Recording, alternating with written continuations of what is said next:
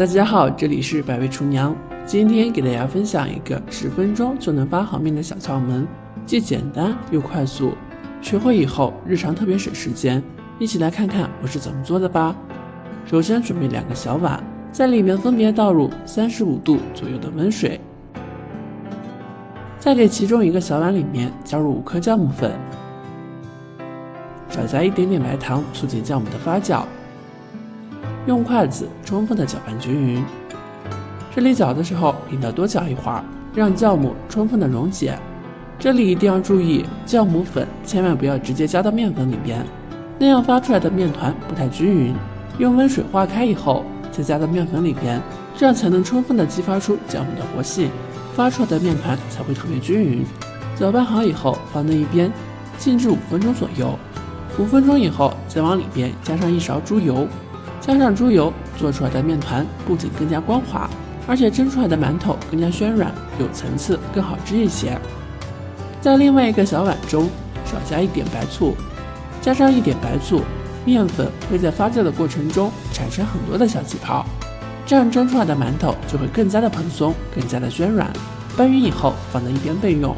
接下来取出300克的面粉，我这里用的是中筋面粉，然后把酵母水慢慢的倒进来，一边搅拌一边加，一定要少量多次的加进来。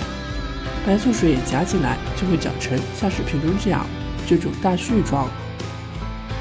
这会儿咱们下手把它揉起来，揉成面团。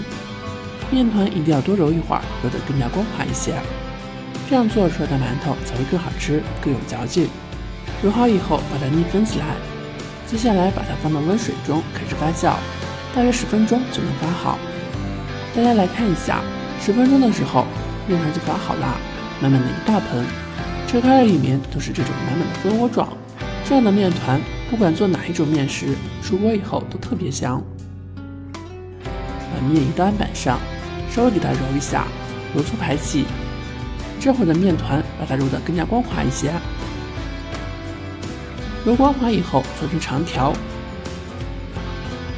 然后用刀切成大小均匀的面剂，取出1颗面剂，稍微给它揉一揉，整理成馒头的形状。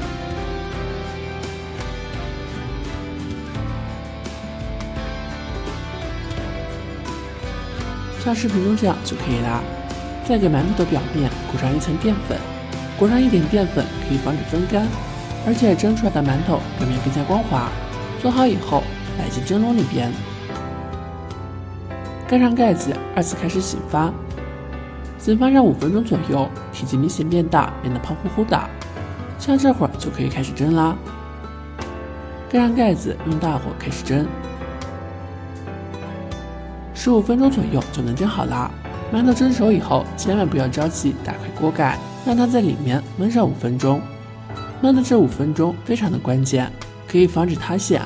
5分钟以后打开盖子，这会儿的馒头闻起来特别香，蓬松暄软，非常有嚼劲。等到不烫手的时候，把它剪出来。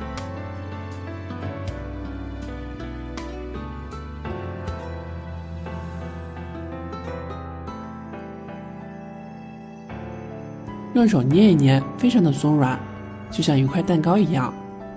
这样做的馒头真的非常好吃，如果你喜欢的话，就收藏起来试试吧。如果您觉得我的视频对你有所帮助的话，记得分享给更多的朋友哦。